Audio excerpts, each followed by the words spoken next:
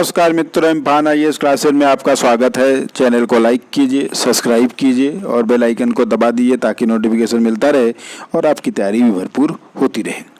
तो आज हम लोग संयुक्त राष्ट्र सुरक्षा परिषद के बारे में पढ़ेंगे, क्योंकि हाल ही में बहुत ही चर्चा का विषय रहा है। संयुक्त राष्ट्र सुरक्षा परिषद का जो भारत 8वीं बार सदस्य बना है, उसके कारण संयुक्त राष्ट्र सुरक्षा परिषद काफ़ी अहम है। सिक्योरिटी काउंसिल मतलब यूएनएससी कहा जाता है, यूनाइटेड नेशन सिक्योरिटी काउंसिल, अर्थात संयुक्त राष्ट्र सुरक्षा परिषद। तो आज हम लोग इसी के बारे में पढ़ेंगे, पूरा इतिहास पढ़ेंगे, भारत के संदर्भ में क्या इंपॉर्टेंट है इसको पढ़ने का प्रयास करेंगे। तो चलिए प्रारंभ करते हैं। UNSC, United nation security council.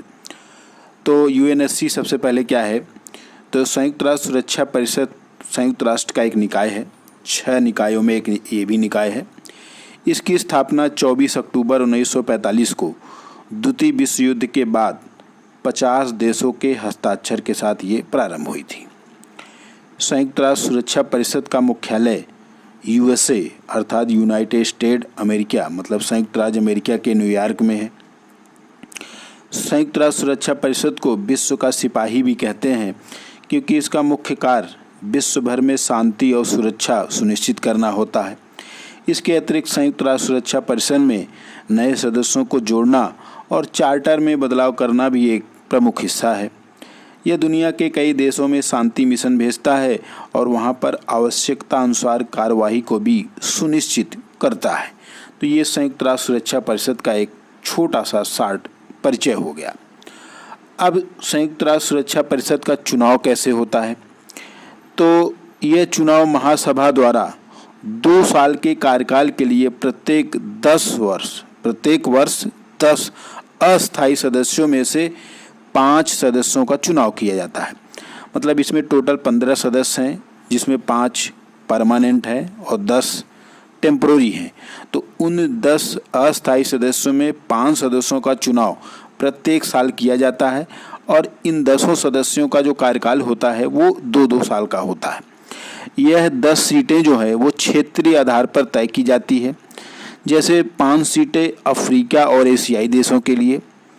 तो इस मैप के थ्रू आप समझ सकते हैं कि 5 सीट जो है ये अफ्रीका और ये एशियाई देशों के लिए निश्चित किया गया है। 2 सीटें जो है ये कैरिबियाई लैटिन अमेरिकी देशों के लिए। 2 सीट जो है वो पूर्वी यूरोप और एक पश्चिमी यूरोप के लिए है। तो 5, 2 7, 2 9 और 1 10 यही सीटें जो हैं क्षेत्रीय आधार पर तय की जाती हैं। तो 5 सीटें अफ्रीका और एशियाई देशों के लिए, 2 पश्चिमी यूरोपी और एक पूर्वी यूरोपीय देशों के लिए, जबकि 2 लैटिन अमेरिकी और कैरिबियाई देशों के लिए निर्धारित होता है। इसमें चुने जाने के लिए देशों को 2/3 बहुमत प्राप्त करना आवश्यक होता है। जैसे वर्तमान में 193 सदस्य हैं, तो 193 का 2/3 जितना भी होगा उतना वोट पाना उस देश को आवश्यक होता है जो इसका सदस्य बनना चाहता है। अगर हम यूएनएससी के स्थायी सदस्य और उनको वीटो पावर की बात करें, तो संयुक्त राष्ट्र सुरक्षा परिषद में वैसे कुल 15 सदस्य होते हैं, जिसका हमने 10 सदस्यों का पीछे बात किया, जिसमें 5 जिसमें अमेरिका है, रूस है, चीन है, फ्रांस है और यूनाइटेड किंगडम है, ये परमानेंट सदस्य अर्थात स्थायी सदस्य हैं। इन स्थायी सदस्यों को एक विशेष शक्ति दी गई है, जिसे वीटो शक्ति या वीटो पावर कहा जाता है। इसका तात्पर्य यह है कि संयुक्त राष्ट्र के किसी निर्णय या प्रस्ताव पर कोई सदस्य वीटो का इस्तेमाल करता है तो वह निर्णय या प्रस्ताव नहीं माना जाता है। जैसे एक उदाहरण के लिए समझाऊं, अभी हाल ही में चर्चा था वो आतंकी मसूद अजहर पर। तो इसका प्रत्यक्ष उदाहरण है कि जब पिछले दिन आतंकी मसूद अजहर पर अमेरिका के प्रस्ताव पर कुल 15 सदस्य देशों मतलब 10 टेम्पोररी हैं और 5 परमानेंट हैं, टोटल 15 सदस्य, 14 सदस्यों ने प्रस्ताव का समर्थन किया था, लेकिन चीन के वीटो लगा देने के कारण यह प्रस्ताव गिर गया था।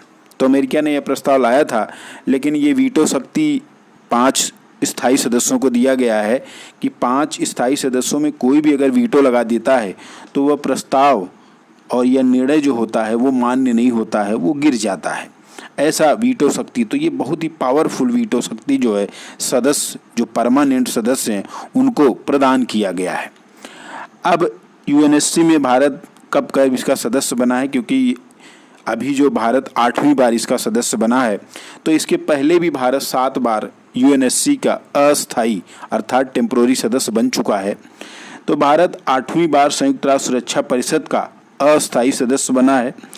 भारत इसके पहले 1950 से 51, 1967 से 68, 1972 से 73, 1977 से 78, 1984 से 85 और 1990 से 91 और 2011 से 12 में पहले भी यह जिम्मेदारी 7 बार निभा चुका है। तो ये 8वीं बार मिला है, जो कि भारत का कार्यकाल 2020 से 21 तक रहेगा। तो भारत का यह कार्यकाल जनवरी 2021 से प्रारंभ होगा। भारत 2021 और 22 के लिए भारत 2021-22 के लिए संयुक्त राष्ट्र सुरक्षा परिषद का टेम्पोररी सदस्य बना है, अर्थात अस्थायी सदस्य बना है। अगस्त 2021 में भारत संयुक्त राष्ट्र सुरक्षा परिषद की अध्यक्षता भी करेगा। तो हाल ही में भारत के साथ नॉर्वे, मैक्सिको और आयरलैंड को भी अस्थायी सदस्य बनाया गया है। तो भारत 8वीं बार ये सदस्य बना हुआ है। तो इसके पहले 7 बार बना था, अब 8वीं बार बना है।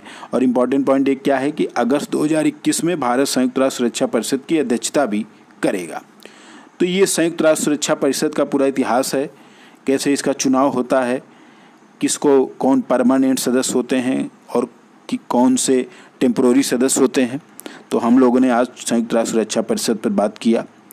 तो इम्फान IAS क्लासेस को लाइक कीजिए, सब्सक्राइब कीजिए और बेल आइकन को दबा दीजिए ताकि नोटिफिकेशन मिलता रहे और आपकी तैयारी भी भरपूर होती रहे।